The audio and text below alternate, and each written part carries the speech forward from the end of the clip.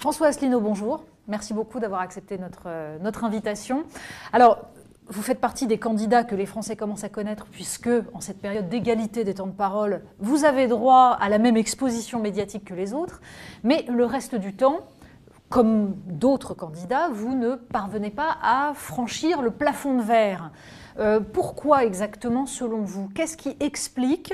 Est-ce que c'est le fait que vous vous concentrez sur l'élection présidentielle ou est-ce que c'est le fait que les médias ont une certaine prévention contre les candidats tels que vous? Oui, j'ai créé ce mouvement politique, l'Union populaire républicaine, il y a 10 ans. Et pendant 9 ans, 11 mois et 15 jours, je n'ai pratiquement pas été invité dans les très grands médias du pays. J'ai été invité une fois chez Tadi et encore on m'a exfiltré avant la fin.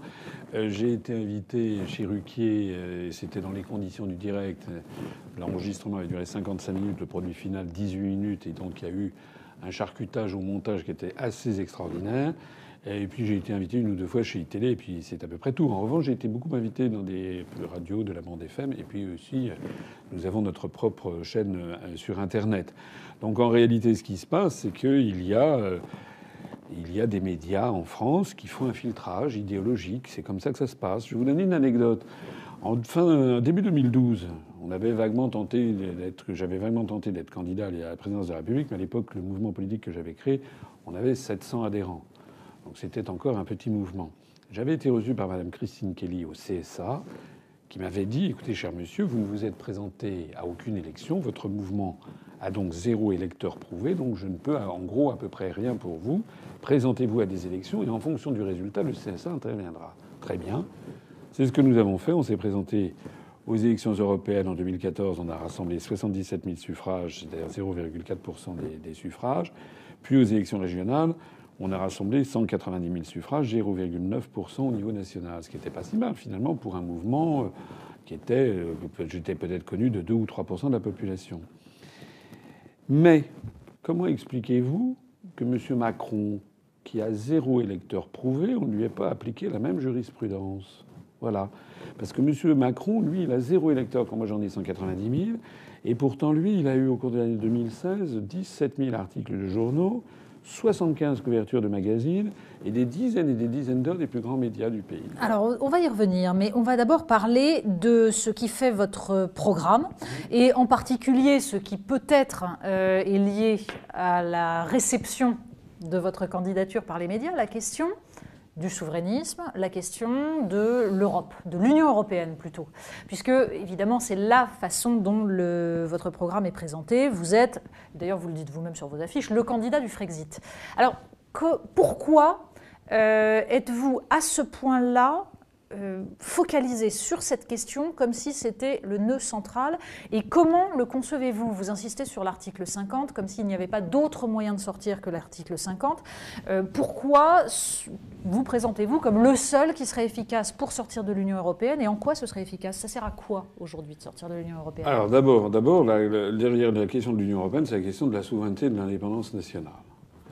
Normalement, selon la Constitution même, l'article 5 de la Constitution précise que le président de la République est le garant de l'indépendance nationale. L'indépendance nationale, De Gaulle disait que c'était pour lui le synonyme de la démocratie. C'est vrai. Tant que nous sommes dirigés par la Commission européenne à Bruxelles, par la Banque centrale européenne à Francfort et par l'OTAN depuis Washington, en réalité, les Français sont sous tutelle. Le problème, c'est que les Français, il y a beaucoup de Français qui n'ont pas compris. Il y a beaucoup de Français qui ne comprennent pas le lien de cause à effet qu'il y a entre notre appartenance à l'Union européenne et le fait que lorsqu'ils votent à droite ou à gauche, ils ont en fait une politique qui n'est pas celle pour laquelle ils ont voté. Et moi, je leur explique. Donc tant qu'on n'aura pas réglé ce problème, tant que la France ne sera pas redevenue ce qu'elle est, la France, ça veut dire le pays des hommes libres étymologiquement, eh bien on va aller de désillusion en désillusion. Et moi, je suis très inquiet sur la situation de la France, si c'est pas moi qui suis élu. Si on a quelqu'un qui reste dans l'Union européenne, je suis très inquiet à l'horizon de 6 mois, 1 an. Je pense que la France va finir par exploser parce que les Français ne comprennent pas ce qui se passe, mais on leur explique pas non plus le lien de cause à effet avec l'Union européenne. Alors pourquoi est-ce que je dis que je suis le seul? Parce qu'il n'y a qu'un seul moyen de sortir de l'Union européenne, c'est effectivement l'article 50 du traité de l'Union européenne. Et tout le reste, c'est du pipeau. Voilà. Vous savez, Talleyrand avait cette belle formule Il disait, ça s'appliquait aussi bien à la vie professionnelle, diplomatique, affective, sentimentale. Il disait la seule façon de dire oui, c'est oui. Toutes les autres veulent dire non. La seule façon de dire... C'est la règle du bon diplomate, en effet. La seule façon de sortir de l'Union européenne, c'est de dire je sors de l'Union européenne de la façon juridique, la seule prévue, l'article 50 du traité de l'Union européenne. Toutes les autres, toutes les façons de dire je vais renégocier les traités à la Saint-Glinglin, je vais faire ci, je vais faire ça, je vais désolir les traités, toutes ces circonlocutions qui éludent systématiquement cet article 50 sont faites par des responsables politiques qui, en fait, ne veulent pas sortir de l'Union européenne. Et d'ailleurs, qui sont médiatisés pour ça, justement. En tout cas, c'est ma lecture des choses. Et est-ce que, par exemple, si on prend l'exemple de Jean-Luc Mélenchon, il dit qu'il faut sortir des traités en passant par une renégociation. Est-ce que, politiquement, c'est pas justifié et légitime de dire, dans un premier temps, étant un grand pays, on va d'abord dire ce qu'on souhaite et ce qu'on refuse, parce que finalement, c'est vrai que la France ne l'a jamais fait vraiment, ni sous Nicolas Sarkozy, ni sous François Hollande. Donc, est-ce que c'est pas une première étape quand même nécessaire ? Alors d'abord, monsieur Mélenchon, c'est quand même pas un poussin de la veille. Il est élu depuis 32 ans et il est élu député européen depuis 8 ans. Mais on peut changer, on peut comprendre. On peut changer, mais bon, c'est quand même quelqu'un dont je rappelle qu'il avait appelé à voter oui à Maastricht. Ensuite, il a appelé à voter non à la Constitution européenne. Mais il avait quand même dit qu'il allait se battre en 2012 pour renégocier le TSCG, ci et ça, et qu'on allait voir ce qu'on allait voir. Et puis rappelez-vous, le soir du premier tour, à 20h37, il a dit qu'il se désistait pour François Hollande, tout à fait cessante. En réalité, monsieur Mélenchon biaise continuellement, propose un plan A, un plan B, un plan on sait plus, on comprend rien d'ailleurs, et tout ça n'est pas clair. En fait, il reproche à Madame Merkel, d'abord son analyse est fausse. Il reproche à l'Europe d'avoir été prise en otage par l'Allemagne, en gros, et à l'intérieur de l'Allemagne par Madame Merkel. Donc il agit sur des soubassements que je trouve nauséabonds. Il essaie d'attiser le caractère anti-germanique des Français. Bon, moi je suis honnête, objectif.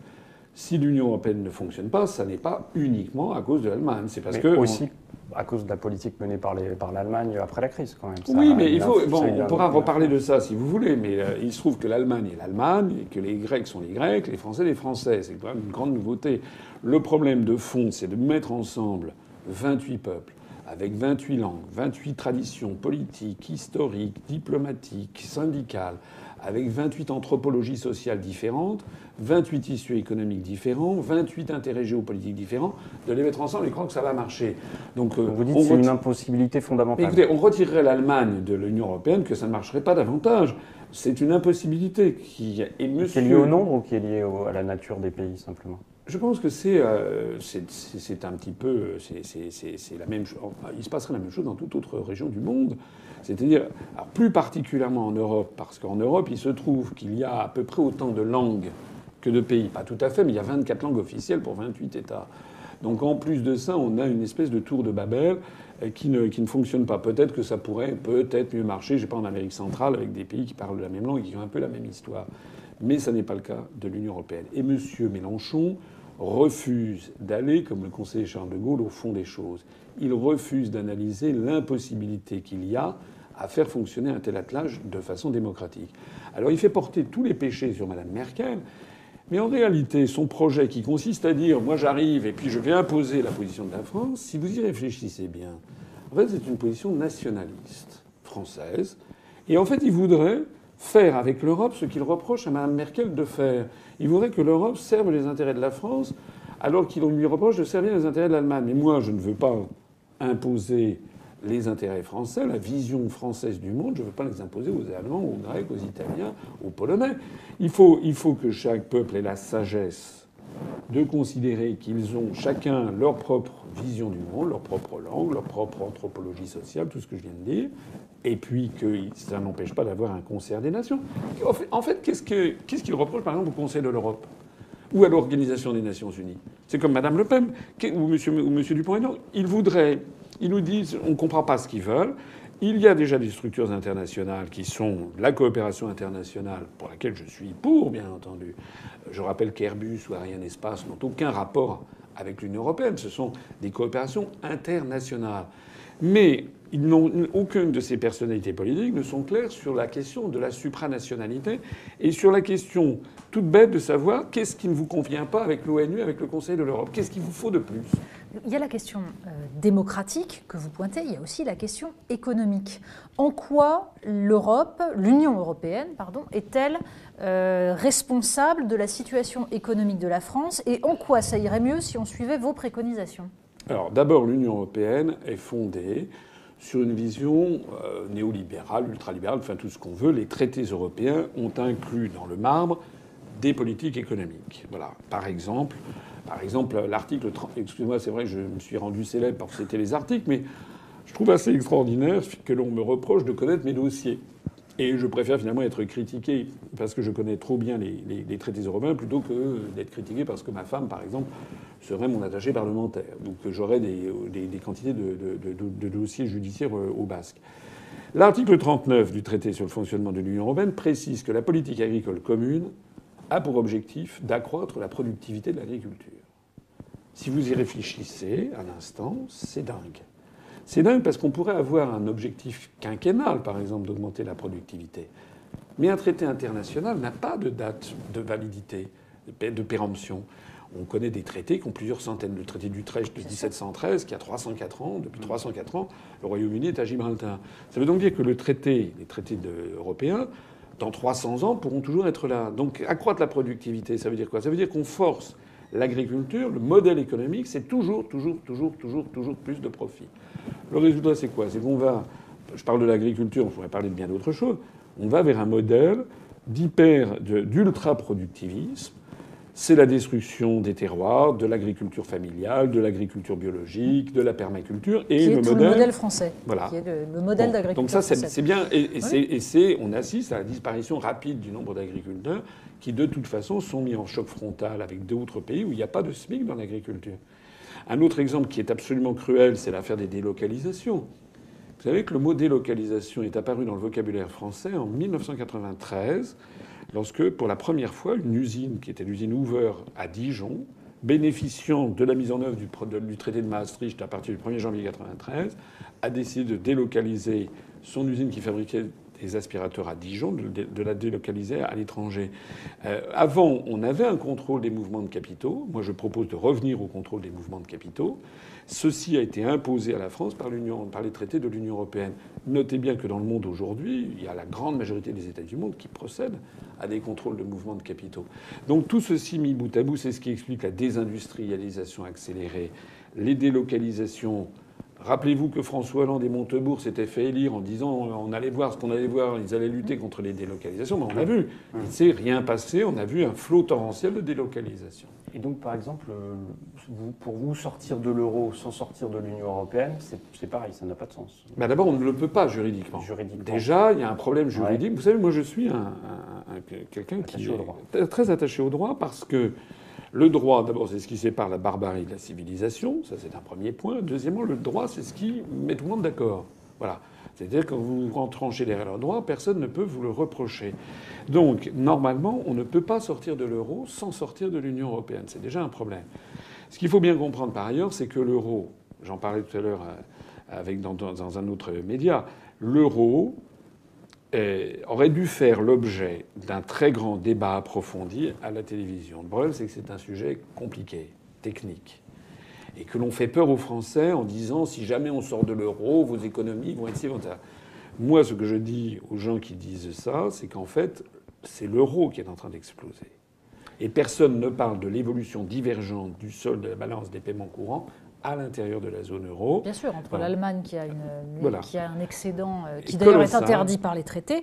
Alors 800, aux dernières nouvelles, vous dites bien sûr, Madame Polony, mais vous faites partie, à mon avis, des 0,01% des Français, peut-être un petit peu plus, mais disons des 2 ou 3% des Français qui savent ce qui se passe.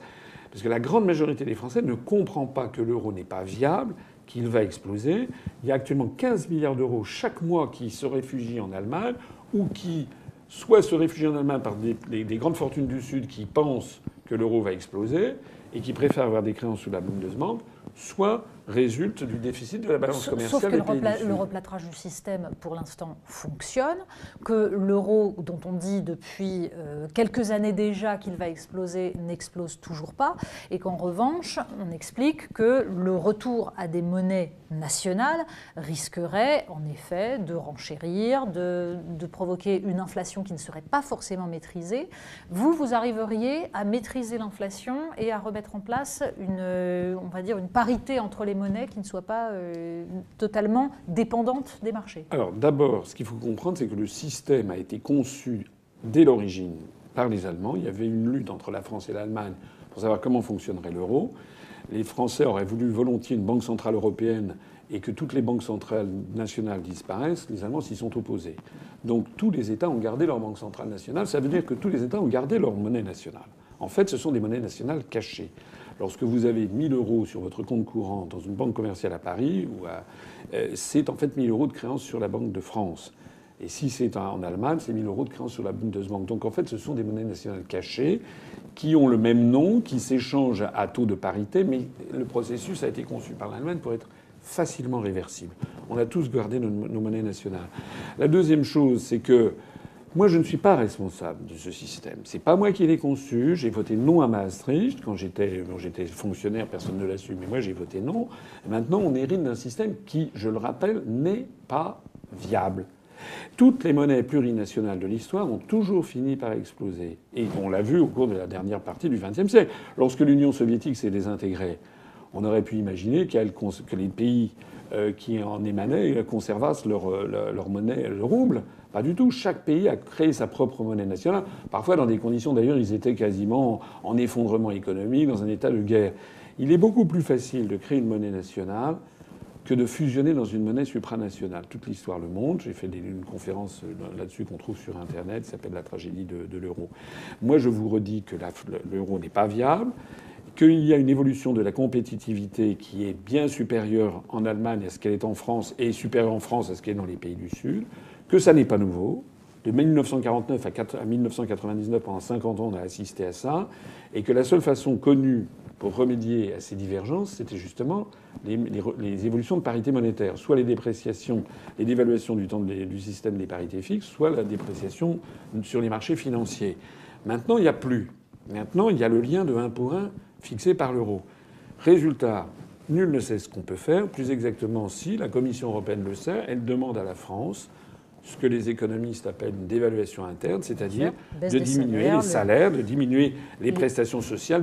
Il faut en fait que la France essaye de suivre le sentier de compétitivité de l'Allemagne, alors que nous ne sommes pas aussi disciplinés que les Allemands. Nous n'avons pas accepté les réformes Hartz 1, 2, 3 et 4. Nous n'avons pas le même tissu économique, et a fortiori les pays du Sud. Donc le système n'est pas viable et va exploser. Mais comme dans les Saintes Écritures, nul ne sait le jour ni l'heure. Et juste simplement, si vous annoncez malgré tout la sortie de l'Union européenne, la sortie de l'euro, la mise en place d'un contrôle des capitaux, donc c'est vous qui êtes à l'initiative d'une certaine manière de l'explosion de l'euro d'une manière ou d'une autre, est-ce que vous ne craignez pas que les marchés, les partenaires européens prennent ce prétexte d'une certaine façon pour que les marchés justement attaquent, ou en tout cas que les taux d'intérêt de la dette française augmentent, qu'on ait des problèmes de refinancement, le temps qu'on passe de l'euro au franc, parce que ça ne se fait pas non plus du jour au lendemain. Alors ça peut se faire assez rapidement néanmoins. Il faut quand même préparer, il faut préparer, il faut qu'il y ait une administration qui suive derrière. Alors la Banque de France, elle existe. Les billets, on a déjà vu des systèmes, je ne dis pas que c'est ce qu'il faudra faire, mais on a déjà vu des systèmes, par exemple, lors de l'explosion de l'Empire austro-hongrois. Il y avait la couronne austro-hongroise, par exemple, après 1918. On a, à ce moment-là, les billets ont été... Il y a eu tout simplement un coup de tampon qui était mis sur les billets en fonction des États. Donc on pourrait éventuellement faire cela. Ce qui est certain, c'est qu'il faudra recréer un contrôle des mouvements de capitaux. Ça, obligatoirement. Pendant la période de transition. Est-ce qu'il va pas y avoir une fuite des capitaux entre le moment où vous l'annoncez et le moment où vous allez pouvoir le mettre sans doute, c'est possible. Mais cette fuite des capitaux, elle a déjà lieu en ce moment. Ça va s'accélérer par définition. Oui, c'est possible, c'est possible. Mais il ne faut pas non plus voir les choses de façon apocalyptique. Tout le monde sait. Les spécialistes, notamment au vu du sol de la balance des paiements à l'intérieur de Target 2, Mais le FMI, Natixis, ING, Nomura, tout le monde a envisagé ce que serait l'évolution du nouveau franc par rapport à l'euro et au dollar. Et on anticipe une baisse de l'ordre de 6 à 15%, à disons moins 10%, par rapport au cours pivot vis-à-vis du dollar. Voilà ce qu'on anticipe. Ça n'est pas la mer à boire. Je précise, au cas où il y aurait des gens qui auraient des doutes, que les dettes seront converties immédiatement en francs, avec un nouveau franc. Hein. Le franc que je prévois, c'est 1 franc pour 1 euro. Ça s'appelle la Lex Monetae. Donc les gens qui vous disent « oulala, le franc va perdre 50%, d'abord, c'est pas vrai, il perdra 10% par rapport au dollar. Et les gens qui vous disent « oulala, notre dette va augmenter 10%, c'est faux, puisque tout simplement, ça sera une conversion au taux de conversion. C'est d'ailleurs ce qui s'est passé lorsqu'on est passé du franc ou du Deutschmark à l'euro. Imaginez qu'il y avait des créanciers de la République d'Allemagne, de la République fédérale d'Allemagne, qui avaient des obligations du Trésor de l'Allemagne, qu'ils avaient souscrit, mettons, en 1992 en Deutschmark. Et puis lorsque l'Allemagne est passée du Deutschmark, qui était la monnaie la plus sûre du monde, à l'euro, ils pouvaient légitimement se dire qu'ils perdaient au change. Mais ils n'ont pas eu leur mot à dire. Ça s'appelle la Lex Monetae. On leur a appliqué. C'est vrai qu'on a quand même besoin des investisseurs pour refinancer notre dette. Est-ce que eux, se voyant imposer cette Lex Monetae, même si elle est légale, ne vont pas se dire on arrête de prêter à la France? Mais attendez, est-ce que vous savez qu'actuellement, il n'y a pas les mêmes taux d'intérêt? Lorsque l'Allemagne émet des obligations de la Bundesrepublik, elle bénéficie de taux d'intérêt qui sont inférieurs à ceux de la France, qui sont eux-mêmes inférieurs très largement à ceux de l'Italie ou de la Grèce. Pourquoi y a-t-il cette divergence des taux d'intérêt? S'il y avait normalement une fongibilité parfaite de cette monnaie et une sûreté parfaite de cette monnaie à long terme, il n'y a aucune raison pour qu'il y ait une divergence des taux d'intérêt. Donc un jour, il y a des journalistes du Financial Times, du Wall Street Journal, je crois il y a 1 an et demi ou 2 ans, qui avaient interrogé Mario Draghi sur cette question. Comment vous expliquez cette divergence des taux d'intérêt? La seule façon de l'expliquer, c'est que les marchés financiers anticipent qu'à horizon de 5 ans ou 10 ans, l'euro aura explosé. Et donc, c'est pour eux une espèce de garantie. Oui, on ne peut pas avoir le beurre et l'argent du beurre. Ça peut être simplement qu'ils voient qu'il y a des différences de compétitivité et de capacité de remboursement de la dette entre les pays, tout simplement. Il avait dit très exactement qu'il y avait 3 risques, qui étaient le risque de liquidité, le risque de solvabilité et le risque de change. Il l'avait mentionné expressément. Voilà. Donc, on ne peut pas... Les gens s'ils font payer plus cher à la Grèce, c'est parce qu'ils savent qu'il y a un risque qui donc est évalué par les marchés financiers que leur dette un jour soit remboursée en drachmes. Voilà. C'est d'ailleurs la raison pour laquelle il y a des emprunts allemands qui ont des taux d'intérêt négatifs, ce qui est quasiment extravagant. Des taux d'intérêt négatifs parce que ça veut dire qu'il y a des gens qui préfèrent s'endetter sur plusieurs années en se disant qu'ils seront payés moins, mais comme l'euro aura explosé entre-temps, ils préfèrent avoir du marque parce que le marque prendra 15% à peu près. Imaginons que vous êtes élu, en effet, vous sortez de l'Union européenne, vous sortez des traités. Comment voyez-vous d'abord la reconstruction d'une économie française, la réindustrialisation? Ça se passe comment? Comment on évite d'être en but à des rétorsions de la part de nos partenaires si on met en place une politique protectionniste? Comment on fait vis-à-vis des États-Unis qui sont en train de modifier totalement leur fiscalité, notamment la fiscalité des entreprises, pour attirer les investisseurs? Vous prévoyez quoi? Alors d'abord, moi, je ne crois pas trop à l'histoire des rétorsions. Parce que moi, ce que je sais, c'est que dans la sphère économique et financière, les gens, c'est d'abord le principe de réalité qui prévaut. Voilà. C'est-à-dire qu'une fois que la France sera sortie, ça restera une grande puissance, un grand pays. Vous savez qu'il y a un excès de liquidité au niveau mondial et les actifs français et les obligations du Trésor français restent parmi les plus solides. Donc la crainte que vous évoquiez, par exemple, c'est qu'on ne trouve pas à se refinancer. Non. Il y aura peut-être une légère augmentation des taux d'intérêt, mais elle ne sera certainement pas sévère parce que les actifs, les obligations françaises sont quand même encore parmi les plus sûrs du monde. On est quand même encore au côté AA ou AA+. Bon. Deuxièmement, lorsque la France sera sortie de l'Union européenne, moi, je ne crois pas, encore une fois, aux mesures de rétorsion. Je vais prendre des exemples tout bêtes, mais il y aura toujours des gens qui vont acheter du champagne ou acheter des produits français ou des produits agricoles ou des produits industriels français. Pourquoi voulez-vous que d'un seul coup, ils se disent on va les punir? Regardez ce qui se passe avec le Royaume-Uni. Alors, personne n'est en train d'envisager, vous n'avez pas le MEDEF, vous n'avez pas... qui se disent on va punir les Anglais. Ça n'existe pas, ce système. Il n'y a aucune raison pour que la France soit plus maltraitée par les pays de l'Union européenne que le Japon ou le Canada quand ils exportent vers l'Union européenne. Certes, mais il y a des pressions qui se font, ne serait-ce que parce qu'il y a des pouvoirs en jeu derrière ces questions commerciales. Quand la France, par exemple, aucun pays ne peut vendre d'armes dans le monde sans l'accord des États-Unis, s'il y a un seul composant fabriqué aux États-Unis. Donc il y a des possibilités de faire pression. Il y a des possibilités. Nous ne sommes pas souverains là-dessus non plus. Je ne dis pas qu'on est souverain dans tous les domaines, mais j'espère qu'on va l'être. En tout cas, ce dont je sais, puisque vous parlez des exportations d'armement, c'est que si on reste dans l'OTAN, les programmes de l'OTAN, les programmes d'armement, consistent de plus en plus à tronçonner les programmes entre les pays. C'est-à-dire que la France, qui possédait une industrie d'armement où on fabriquait par exemple un chasseur de A à Z, maintenant, si on reste dans ce système de l'OTAN, on ne fabriquera plus que tel ou tel composant ou partie d'un chasseur. Et de telle sorte qu'on aura perdu. Ce qui nous rend dépendants. Ce qui nous rend dépendants. Oui. C'est la raison pour laquelle aussi je souhaite sortir de l'OTAN. D'ailleurs, pourquoi est-ce que la France a vendu beaucoup d'armes au Moyen-Orient ? C'est parce que c'est une rémanence de la politique arabe de la France du temps de De Gaulle, parce que les pays du Moyen-Orient, notamment les pays pétroliers qui avaient de l'argent, imaginaient que la France étant un pays indépendant, notamment des États-Unis, lorsqu'il y aurait éventuellement une guerre au Moyen-Orient, c'était pour eux une fourniture d'armement différente des États-Unis, indépendante, et qui pourrait compter sur des pièces détachées au moment fatidique, alors que les États-Unis, c'était moins évident. Mais plus on est maintenant sous la tutelle américaine, et plus, effectivement, on risque de perdre nos parts de marché en matière d'armement. Bon, je ne suis pas un grand amateur d'armement, mais il est vrai que c'est une des forces du commerce extérieur français. Donc retrouver son indépendance nationale, c'est quand même quelque chose de tout à fait significatif. Et ça, ce sont des atouts à l'exportation, contrairement à ce qu'on pourrait penser. Et sur le protectionnisme, comment vous le concevez exactement ? Est-ce que vous voulez mettre des barrières douanières sur justement les pays qui font du dumping social, du dumping environnemental ? Est-ce que c'est ciblé sur certains secteurs ? Ou bien est-ce que c'est simplement un principe général ? Moi, j'ai pas, dans mon discours, si vous l'écoutez, si vous regardez mon programme, c'est un mot protectionniste que je utilise quasiment jamais, que je ne propose pas. Je pense que, par exemple, en matière agricole, il faut arrêter le carnage. On a un agriculteur qui se suicide tous les jours. Il y avait 4 millions d'agriculteurs en 1960, 400 000 maintenant, 90% disparus. Si on continue comme ça, dans 10 ans, il n'y aura plus que 40 000 agriculteurs familiaux. Et on aura de l'agro-business, comme je le disais tout à l'heure. Là, sur certaines spécialités, et en fonction, par exemple, de l'année, on peut faire du progrès. C'est ce que font les Suisses. Les Suisses ont gardé une agriculture en Suisse parce qu'ils estiment qu'il est nécessaire d'avoir une espèce d'autosuffisance alimentaire, et ils font du protectionnisme intelligent.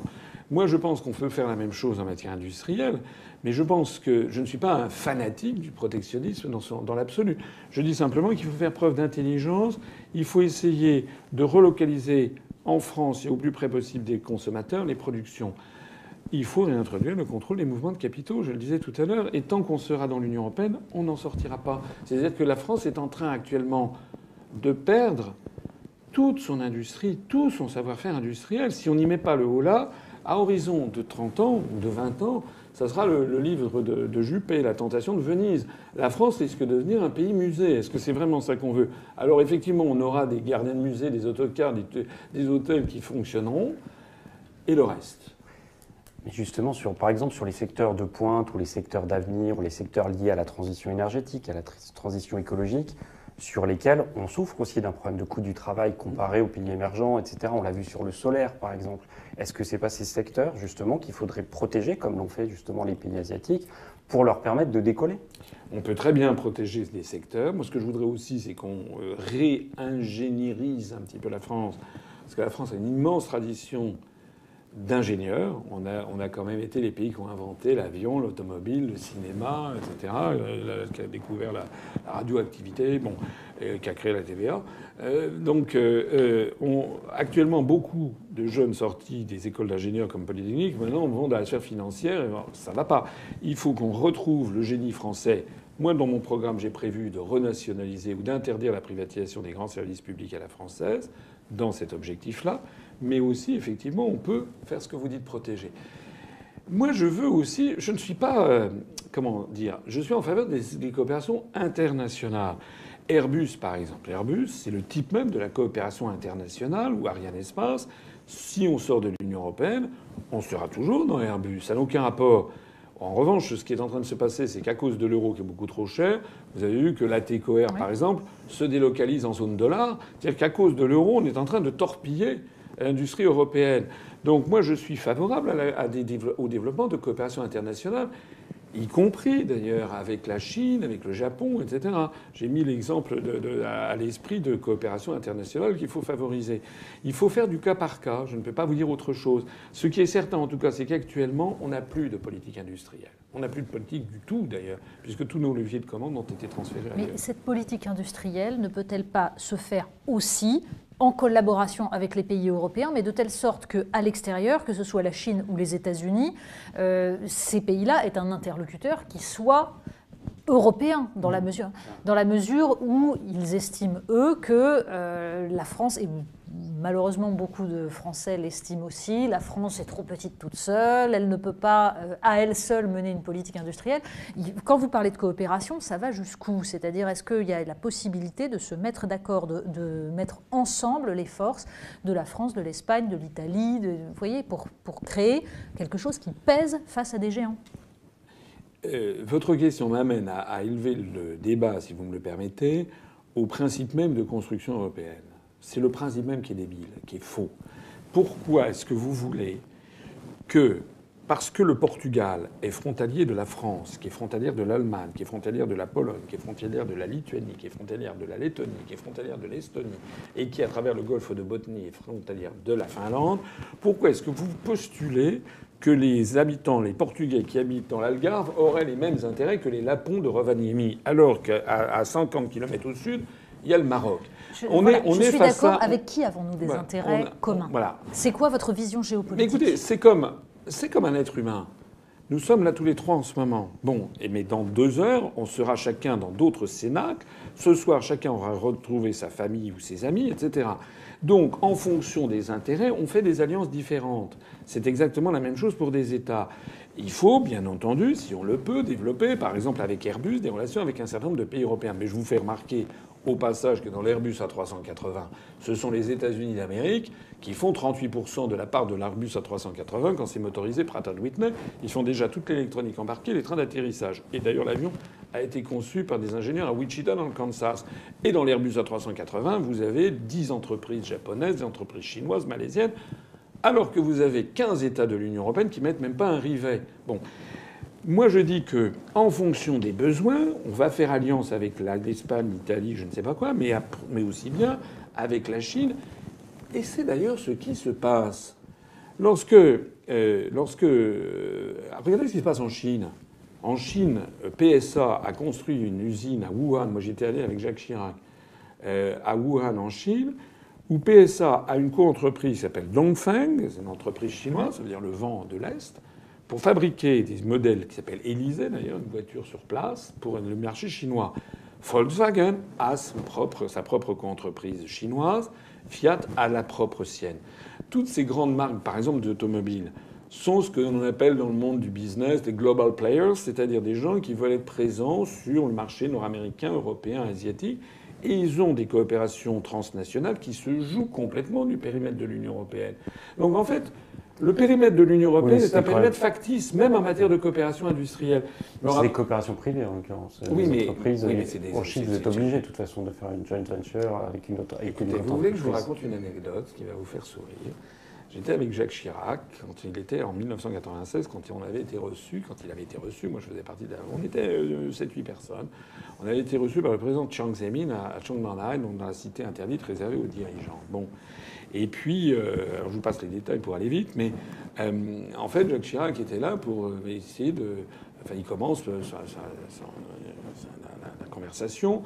Le président chinois lui dit je suis ravi de voir un représentant de la pensée gaulliste. Charles de Gaulle a fait preuve de prémonition en 1964 lorsqu'il a reconnu la République populaire de Chine.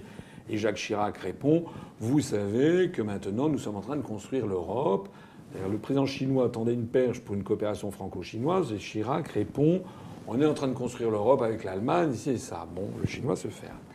Ensuite, on change de sujet. Et Jacques Chirac dit voilà, je suis venu pour vous insister sur l'importance que nous portons à la construction du TGV Pékin-Shanghai. Jacques Alstom est le leader mondial, et ci et ça. Et le président chinois, Jiang Zemin, l'écoute et lui dit, écoutez, monsieur le président de la République française, vous me posez un problème. Alors Chirac dit, ah bon, et pourquoi? Il dit, parce que il y a 3 semaines, dans le fauteuil, je me rappelle, dans le fauteuil où vous êtes, je recevais le chancelier d'Allemagne, M. Schröder, qui me disait tout le bien que je devais penser du projet Siemens pour faire le train à grande vitesse entre Pékin et Shanghai. Vous venez me parler du projet, vous me proposez une alliance franco-chinoise sur Jake Alstom. Je comprends bien, mais ce que je ne comprends pas, c'est pourquoi vous m'avez dit au début que la France était en train de fusionner avec l'Allemagne et de faire une coopération, que maintenant c'était la même diplomatie et le même pays. Comment est-ce que vous voyez ça? Chirac, il a regardé ses pompes. Voilà. C'est tout le problème, c'est qu'en effet, chacun suit son intérêt et Mais que oui, ça s'appelle la souveraineté des États. Et puis c'est le principe de réalité, comme disait De Gaulle. La politique, c'est partir des réalités. Voilà. Alors, il y a une autre réalité, justement, dans cette géopolitique mondiale, c'est celle du terrorisme et c'est celle des rapports de force et de la position diplomatique de la France sur ces questions-là. C'est une question, d'ailleurs, que vous abordez quand même assez peu dans votre programme. Vous êtes très rapide sur vous expliquer qu'il faut renforcer la lutte contre le terrorisme sans qu'on comprenne exactement quelle est votre vision d'abord de la nature de ce terrorisme et ensuite des alliances qu'il faut nouer pour cela et de la façon dont on lutte contre le terrorisme en France. Alors c'est vrai que vous avez raison de le souligner, c'est quelque chose sur lequel je suis assez rapide parce que c'est un sujet que je pense extrêmement clivant dans la société française et c'est un sujet sur lequel j'ai le sentiment intuitif de ne pas avoir toutes les cartes en main. Voilà. Moi, ce que je vois, c'est que l'on a des gens qui passent leur temps à hurler au terrorisme, mais on n'a pas tous les tenants et les aboutissants. Sur l'affaire, par exemple, de l'attentat du 14 juillet à Nice, où en est l'enquête? Quels sont les commanditaires? Y a-t-il eu des commanditaires? On n'en sait rien. Sur beaucoup d'enquêtes, finalement, ça se perd un petit peu dans les sables. Ce que l'on sait, nous, enfin ce que l'on sait pour quiconque se documente un tant soit peu, c'est quand même que Daesh et l'État islamique et ce genre de choses ont quand même des armements occidentaux, des armements américains et anglais qui semblent transiter par la Turquie. On sait quand même, et je ne suis pas le seul à le dire, il y a des généraux français qui l'ont dit, des généraux de la DGSE, qu'il y a derrière des financements qui viennent d'Arabie Saoudite ou du Qatar. Or, ça n'est pas moi qui reçois en grande pompe, ni les Saoudiens qui donnent des légions d'honneur ou qui fait financer son divorce par l'émir du Qatar. Ça, nous sommes d'accord, mais quand vous dites que vous ne connaissez pas les tenants et les aboutissants et que du coup vous restez en retrait, là c'est un peu étonnant. Vous aspirez à présider la République française. Oui, mais je ne suis pas donc, en retrait. On peut être d'accord sur les analyses sur le Qatar et l'Arabie Saoudite, sur la mansuétude de la Turquie qui a laissé passer en plus tous les dignitaires de l'État islamique vers la Libye quand elle en avait besoin, bien entendu. Mais justement, quelles conséquences on en tire? Quelles conséquences vous en tirez? Eh bien, moi j'en tire. Pour ça, je ne fais pas. J'ai quand même dit des choses qui me paraissent très importantes. La première chose, c'est que moi, si je suis président, je retire toutes les troupes françaises engagées dans des guerres illégales. Voilà. Je renoue avec la grande politique française, qui a encore été incarnée la dernière fois, d'ailleurs, par Jacques Chirac en 2003 et Dominique de Villepin, lorsqu'ils ont refusé de participer à la guerre en Irak, au motif que Saddam Hussein, je rappelle quand même que Saddam Hussein était censé avoir des armes de destruction massive. Vous rappelez Colin Powell, le secrétaire d'État américain qui agitait. Et puis 6 mois après, les Américains ont avoué que c'était faux. Nous sommes en pleine guerre de la désinformation dans le monde. Et donc je dis que la première chose à faire, c'est de couper les sources du terrorisme. Les sources du terrorisme, c'est déjà de ne pas fricoter avec des pays qui sont derrière le terrorisme. C'est de retirer la France des théâtres d'opération où elle n'a rien à faire, notamment dans les guerres illégales. Ce sont lesquels ? C'est-à-dire, qu'est-ce que par exemple, considérez comme guerre moi, je ne sais pas où illégale? l'on en est. J'aimerais, si je suis élu, je me ferai communiquer par les services compétents du ministère de la Défense et les services de renseignement. Combien est-ce qu'on a encore de personnel en Afghanistan? Est-ce qu'on en a des conseillers, décider ça?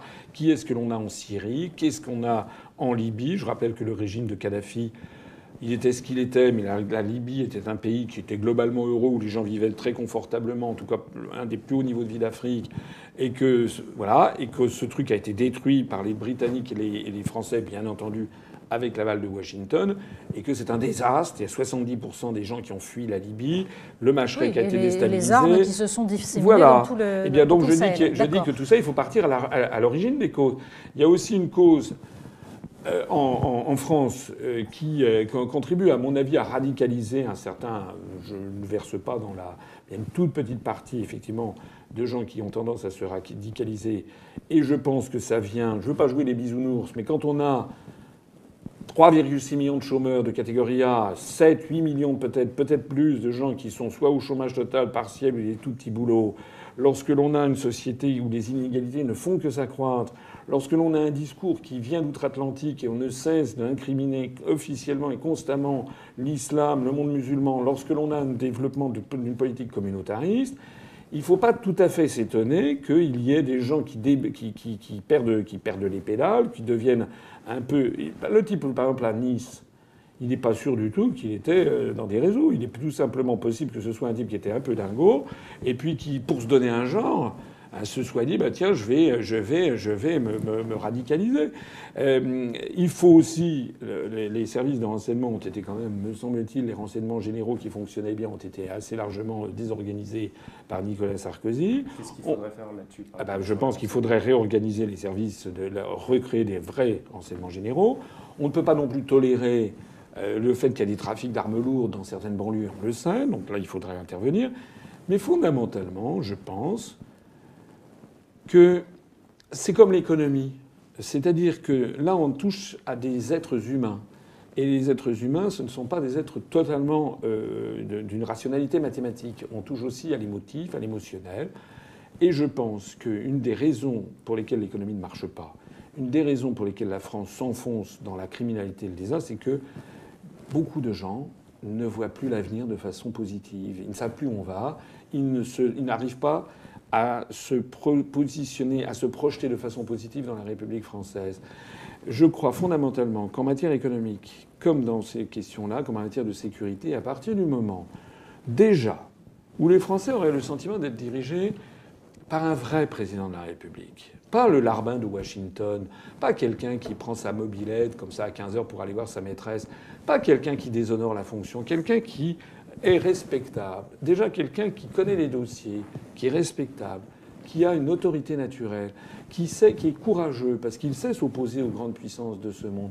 Vous savez, ça fait 8 siècles que les Français, ils attendent que le chef de l'État assure la justice et l'égalité sociale entre les Français. Et donc il y a un fil rouge tout au long de notre histoire, à travers les monarchies, les empires et les républiques, entre les bons chefs d'État et les mauvais. Les bons chefs d'État ont toujours été des chefs d'État qui ont pris la défense du peuple français contre les féodaux de leur époque, que ce soit un tel ou tel féodal, que ce soit le prince de Conti ou le grand Condé sous Louis XIV, que ce soit Charles de Téméraire, ou que ce soit les féodalités économiques et financières dénoncées par le Conseil national de la résistance de 1944 ou les partis politiques que dénonçait Charles de Gaulle.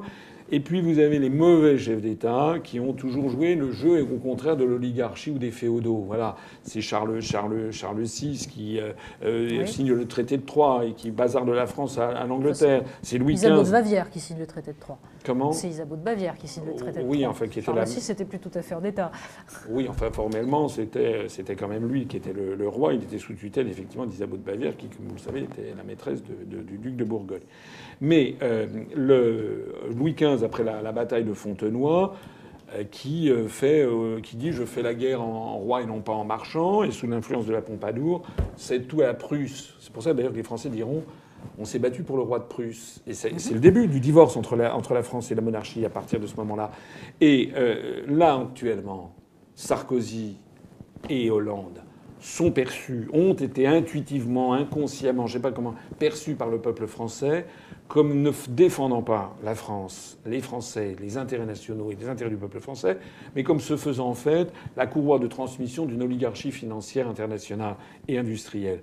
Et tout le problème, si jamais M. Macron était élu président de la République, on va l'enlever corps. Parce que Macron, c'était un Louis XV à la puissance 1000. Voilà. Et je pense qu'effectivement, la France va finir par éclater parce que c'est contraire à ce que souhaitent les Français qui veulent d'abord et avant tout la justice et l'égalité sociale. Vous citiez la question du communautarisme. Vous dites là, la France va finir par éclater.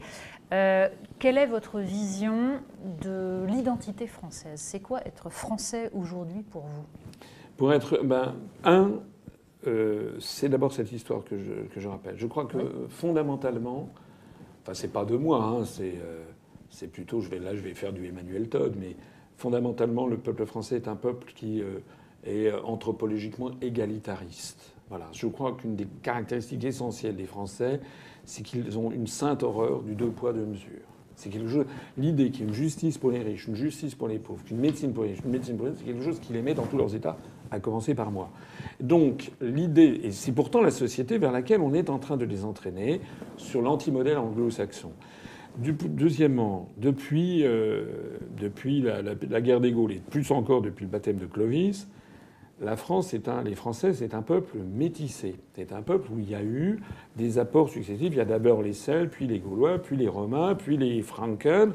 Et vous rappelez mais après, il y a quand même une très très longue période où il y a une stabilité démographique jusqu'au XIXe siècle. On peut dire ça, mais quand même. Mais c'est vrai, je vous rejoins sur le fait que sur le fond, au départ, dans la constitution du peuple français, il y a un mélange. Il n'y a pas de type français du point de vue physique. Si vous allez en Suède, il y a énormément de gens blonds aux yeux bleus. Si vous allez au Portugal, il y a énormément de gens avec la peau mate, les yeux marrons et les cheveux bruns. En France, vous avez tout. Vous avez des yeux bleus, des yeux marrons, des yeux noirs, des peaux claires, des peaux mates, des blonds, des roux, des verts. Vous avez quand même une grande diversité française. C'est d'ailleurs la France est au carrefour de l'Europe occidentale. C'est une de nos spécificités. Il y a également une grande diversité de climat, de culture, etc. Et donc, je crois que ce qui fait la quintessence du peuple français, c'est à la fois cette diversité et cette unité forgée par les siècles avec un État central. Quand on s'attaque à l'État central en France, on s'attaque à la France. Alors que lorsqu'on s'attaque à l'État central en Allemagne, par exemple, aux États-Unis, pas du tout. Ça n'a pas du tout le même effet. C'est pour ça que la France vit actuellement une véritable crise qui, avant d'être une crise économique, sociale, c'est d'abord une crise morale. C'est l'identité française même. Les Français ont besoin, je crois, d'un État central qui assure l'égalité et la justice sociale entre les Français. Il n'y a pas une articulation à retrouver entre l'État central et le local. Vous disiez vous-même d'ailleurs qu'il fallait relocaliser l'économie pour reconstruire des bassins d'emploi, en fait.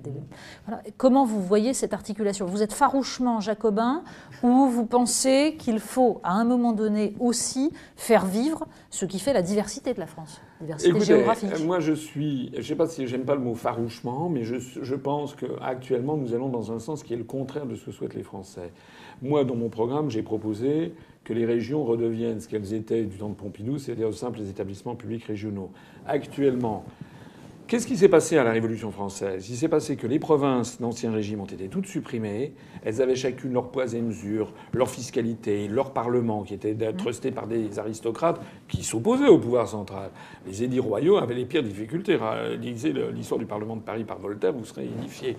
Donc, les Français, ils ont supprimé en 1790 toutes les provinces et ils ont créé le système des départements. Et finalement, ça a bien correspondu à l'état d'esprit des Français. Pendant 2 siècles, ça a parfaitement marché. Oui, mais avec un respect aussi de la vie locale. Quand Jules Ferry explique qu'il faut que l'instituteur s'appuie sur les petites patries, c'est aussi cette diversité française. Mais je n'ai rien dit contre. Moi, je pense en tout cas qu'il faut... Actuellement, il y a un projet subreptice qui est imposé aux Français sans qu'on leur ait jamais ni demandé leur avis, ni expliqué l'objectif final. L'objectif final, je pèse mes mots, c'est la destruction de la République française.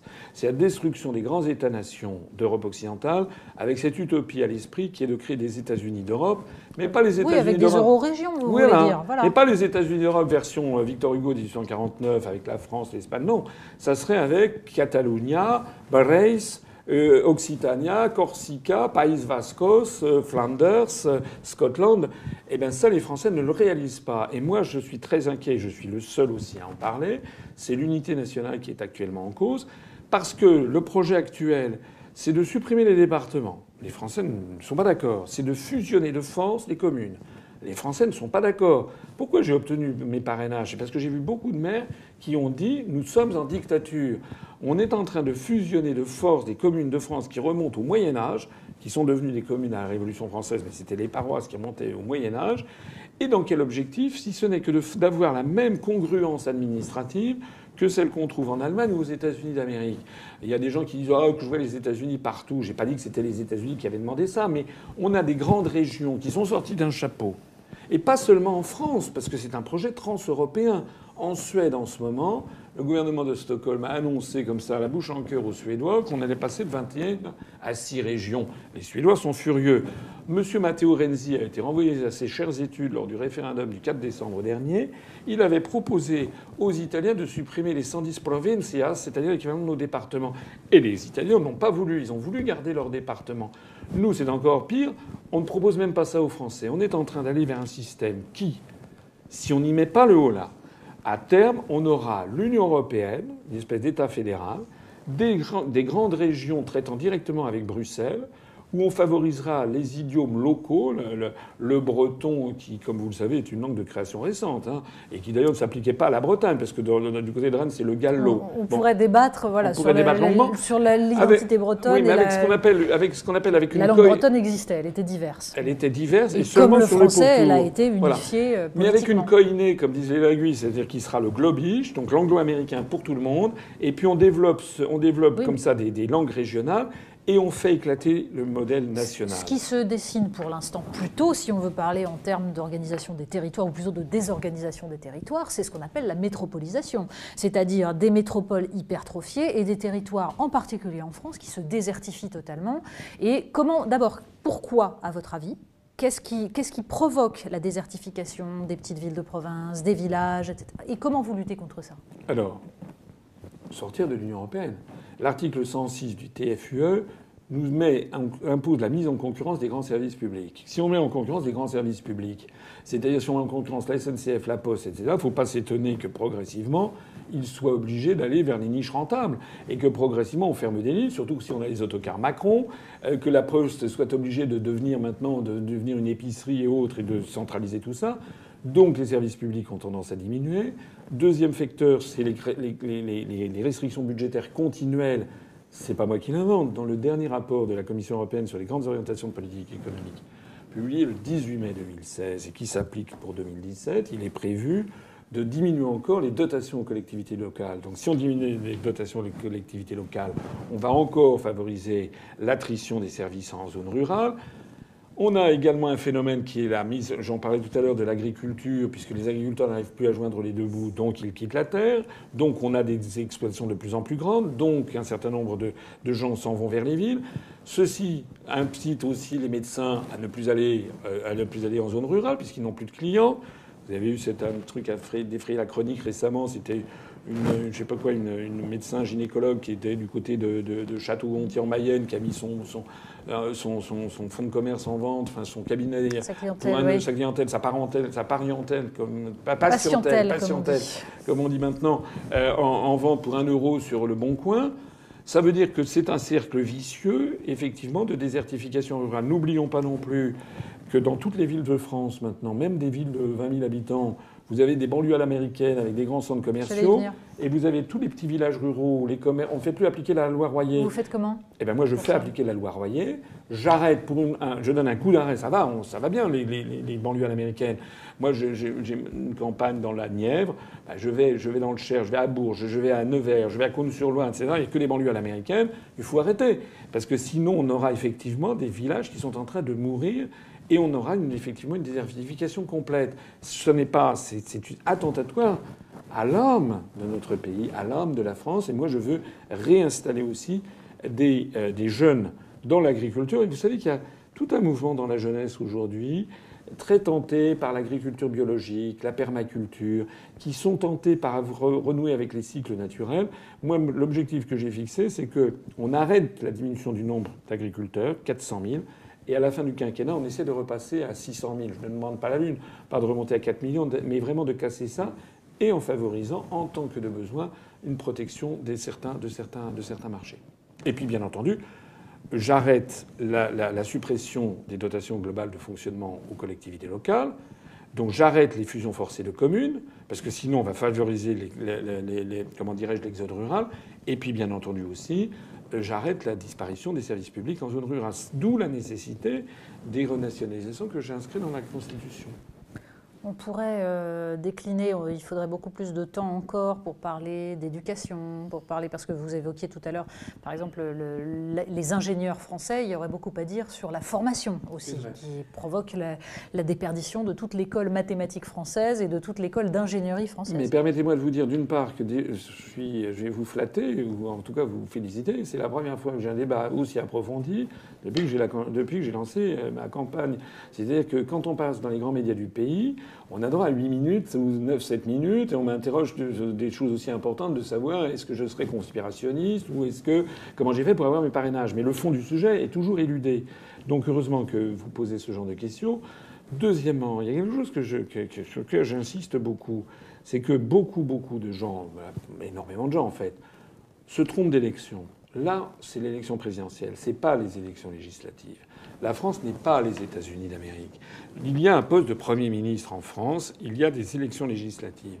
Donc on fait comme si, en fait, les autres candidats, je suis désolé de le dire, ils ont un programme législatif. On a l'impression qu'ils sont candidats à être Premier ministre.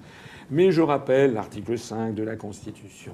Le président de la République est le garant de l'indépendance nationale, de l'intégrité du territoire et du respect des traités. Intégrité du territoire, la question de l'unité nationale, je suis le seul à la poser. Et il y a péril en la demeure. Regardez, c'est pas moi qui ai inventé que M. Jean-Guy Talamone, qui est à la tête de la région de la collectivité de Corse, a dit « Je verrai de mon vivant une Corse indépendante dans le cadre de l'Union européenne ». Ça n'est pas moi qui ai été inventé, que dans le département des Pyrénées-Atlantiques, depuis le 1er janvier de cette année, 158 communes ont fusionné dans la région, dans une entité appelée Pays Basque. Ça correspond exactement au périmètre de le futur État Pays Basque dans le cadre des États-Unis d'Europe. Moi, je tire la sonnette d'alarme parce que les Français ne voient pas ce qui se passe. Et puis, comment font les autres candidats pour garantir l'indépendance nationale? Ils font comment? Et est-ce que malgré tout, on comprend votre logique sur l'influence de Washington, sur le problème de l'Union européenne, les problèmes des régions et la question de regagner sa souveraineté? Mais est-ce qu'il n'y a pas aussi des choses qu'on peut faire aussi, nous les Français, justement dans les rapports entre les gens, dans l'organisation des choses, pour être en capacité justement de regagner cette souveraineté? Ça dépend de nous aussi quand même. C'est pas uniquement des choses qu'on nous impose. Oui, non, je vois pas très bien ce que vous voulez dire. Au quotidien, non. Je pense que les grands choix politiques, économiques, sociaux, diplomatiques, militaires, etc., culturels, linguistiques, nous tombent dessus sans que les Français aient leur mot à dire, en définitive. Et moi, je crois aussi le seul candidat à m'opposer au principe même de construction européenne. Ça, c'est quelque chose qui est très important dans mon esprit. C'est que tous les candidats, de Mme Le Pen à Mme Artaud, approuvent le principe même de la construction européenne. Et moi, ce que j'apporte au débat, et qui montre que je pense exploser les cadres mentaux et politiques, et je pense que je suis de plein pied dans le 3e millénaire, c'est que je dis en fait que c'est une vieille lune, cette histoire de construction d'une politique continentale, parce que ça repose en fait sur un artifice, l'appartenance à une convention géographique qui serait une convention continentale et géographique, mais en réalité ça repose au fond sur quelque chose d'indicible. Pourquoi les Français devraient-ils fusionner avec les Lettons, les Lituaniens ou les Finlandais avec lesquels nous n'avons aucun lien et se couper des pays du Maghreb? L'indicible, eh bien moi je le dis, l'indicible c'est qu'en fait la construction européenne ressemble furieusement à un apartheid planétaire qui ne dit pas son nom. Et donc je dis qu'au 3e millénaire, on ne peut plus faire comme ça. Il ne doit plus y avoir des pays serviettes et des pays torchons, des peuples serviettes et des peuples torchons. On a quand même le droit de s'associer entre peuples si on partage quelque chose. Alors je suis d'accord avec vous que nous partageons beaucoup plus avec le Maroc qu'avec les Lettons. Ah. Mais pour autant, ce n'est pas un apartheid que de décider de se réunir du moment qu'en fait on explicite en effet ce qui rassemble. Oui, c'est peut-être ça le problème, c'est qu'on n'explicite pas là. Je ne suis pas d'accord avec l'idée sur laquelle on devrait fusionner. Parce qu'il ne s'agit pas il s'agit de fusionner. Il s'agit de disparaître, de faire dissoudre la France dans une entité continentale et que l'on se sente citoyen européen. Eh bien moi je dis non, je suis 1000 fois d'accord avec vous. La France a beaucoup plus de liens. Pas la religion, peut-être pas la couleur de peau, mais tout le reste, avec la Tunisie, l'Algérie, le Maroc, le Sénégal, la Côte d'Ivoire, le Gabon, le Cameroun, Madagascar, le Liban, la Syrie, le Vietnam, qu'avec la Finlande, la Slovaquie, l'Estonie, Faisons à la fin de cet entretien un tout petit peu tout de même de politique, non pas politicienne, mais on va dire de stratégie peut-être. il vous est absolument impossible d'imaginer de vous associer à terme avec d'autres mouvements souverainistes en France, même s'ils ne sont pas aussi radicaux que vous dans leur vision des choses, même si évidemment vous n'avez pas forcément une cohésion totale de vue. Qu'est-ce qui est possible pour vous pour faire gagner votre point de vue? Alors, moi, comme vous le savez peut-être, je n'aime pas l'étiquette de souverainiste. Je trouve que c'est une étiquette ambiguë, et d'ailleurs qui a une tradition maintenant de grande ambiguïté. Disons de ceux qui assument l'idée de la souveraineté nationale, voilà. Si vous préférez. Pour moi, ça s'appelle comme ça, souverainiste. Oui, mais c'est comme ça que j'entends ce terme. Je préfère dire mouvement de libération nationale. Imaginez, est-ce que vous pensez qu'on a dit de Gaulle en 40 qui était souverainiste, ou de Gandhi en 47 qui était souverainiste? Non, mais il assumait le mot souveraineté et c'est l'essentiel. Voilà. Non, mais la souveraineté, ça, je suis tout à fait pour. C'est d'ailleurs le titre 1 de la Constitution. Et je rappelle que selon l'article 4, les partis politiques doivent respecter le principe de souveraineté nationale. C'est-à-dire que la Constitution n'est pas respectée. Donc moi, j'ai toujours dit, d'abord, l'Union populaire républicaine que j'ai créée, c'est en soi déjà une alliance. Parce qu'il y a des gens qui viennent de tous les horizons et qui ne sont pas d'accord sur des tas de choses. Sur les sujets sociétaux, par exemple, chez nous, il y a des gens qui sont contre le mariage pour tous, d'autres qui sont pour. On est le reflet de la société française. En matière d'énergie, il y en a qui sont pour l'énergie nucléaire, d'autres qui sont contre. En matière de fiscalité du patrimoine, de fiscalité des entreprises, en matière d'euthanasie. Donc, on a plein de gens qui sont en désaccord sur des tas de sujets, mais ils le savent. Et on sait sur quoi on est d'accord. On est d'accord sur le plus grand dénominateur commun. On se met tous ensemble pour défendre la souveraineté nationale. C'est comme le Conseil national de la résistance. Alors déjà, je ne comprends pas que d'autres mouvements politiques fassent la fine bouche devant ça. Mais j'ai toujours dit que moi, j'étais tout à fait disposé à faire des alliances, à condition que ce soit sur des clartés. Un, on sort de l'Union européenne. Donc pour vous allier avec d'autres partis, il faut qu'ils énoncent précisément qu'ils sont pour la voilà. sortie Et de de l'Union façon européenne. univoque, pas le 29 février à 2h du matin sur Radio Berry Sud avec un lieutenant qui dit l'inverse le lendemain, parce qu'ils font ça, les autres. Madame Le Pen, par exemple, ou Monsieur Mélenchon, ou chez Monsieur Dupont-Aignan, on va toujours trouver des propos ambigus, des propos ci, des propos ça. Mais au total, ce que je vois quand je prends les professions de foi des uns et des autres, il n'y a jamais marqué ce qu'il y en a marqué dans la D'accord, mais mienne. en disant cela, vous faites en sorte qu'il n'y ait pas d'alliance possible avec les autres. Mais non, mais parce que pour moi, c'est l'essentiel. Parce que pour moi, l'essentiel, c'est la sortie de l'Union européenne. C'est pas une différence de stratégie. Le but est le même. Moi, ce que je sais, c'est qu'on m'a expliqué que c'était plus malin de... Voilà, ça, c'est toujours, je connais ça. Oui, Asselineau, il est trop ci, il est trop ça, c'est beaucoup plus malin d'avancer masqué. Je dis le contraire. Je dis le contraire parce qu'on ne transige pas avec l'indépendance nationale. Il n'y a rien de plus important au monde. C'est comme être en prison ou ne pas être en prison. On ne transige pas avec ça. Et imaginez quelqu'un soit élu à la présidence de la République en disant « je vais renégocier les traités ». Et puis il constate qu'il ne peut pas les renégocier.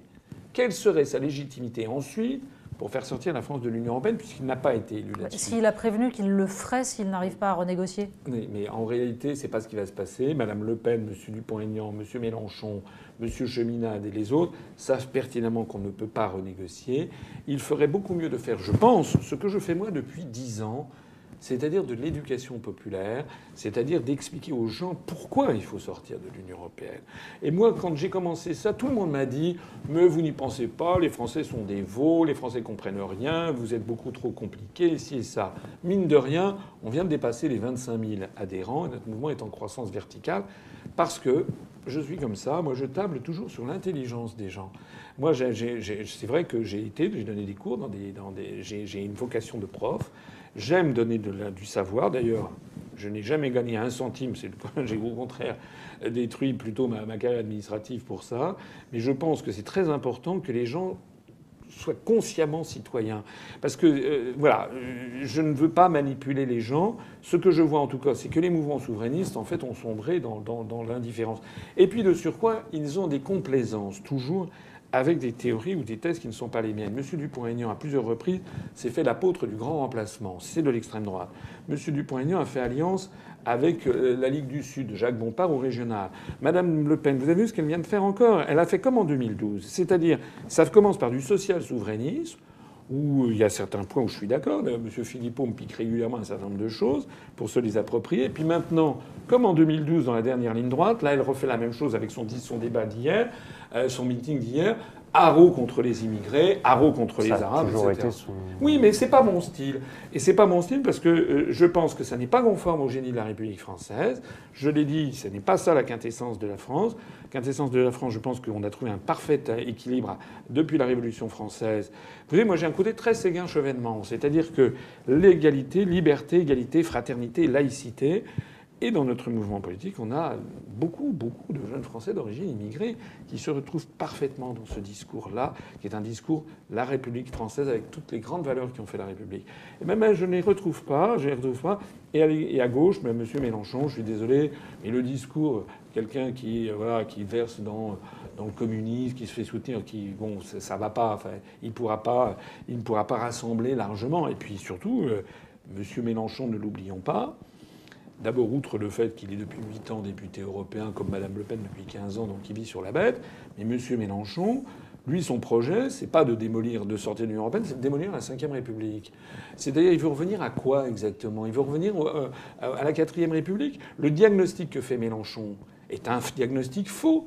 Il dit que le président de la République a trop de pouvoir. Je dis qu'il n'en a plus, moi. C'est exactement l'inverse. C'est-à-dire que lorsque Mitterrand a été élu en 81, il a été bien content de trouver des institutions de la Ve République pour imposer au peuple français la politique qui avait été choisie, avec des institutions qui permettent de dégager une majorité et une politique claire. Oui, mais on n'est plus tout à fait... Enfin, on ne va pas lancer un débat sur les institutions, mais on n'est plus tout à fait dans les institutions de la Ve République, avec un mandat présidentiel qui coïncide avec le mandat législatif et avec un calendrier qui fait que, de toute façon, ça déséquilibre totalement la Constitution. Je suis d'accord avec vous. Personnellement, je ne l'ai pas mis dans mon programme parce que je pense qu'il faut... Il y a un temps pour tout, mais personnellement, je m'étais opposé au quinquennat. Je pense que c'est une erreur, que le septennat était une bonne chose parce que ça permettait de disjoindre bien le poste de président de la République, qui est l'homme en charge de l'essentiel, comme disait De Gaulle, le stratège, et pas différent du Premier ministre qui, lui, se récolte l'impopularité du gouvernement au quotidien. Notez bien d'ailleurs ce scandale.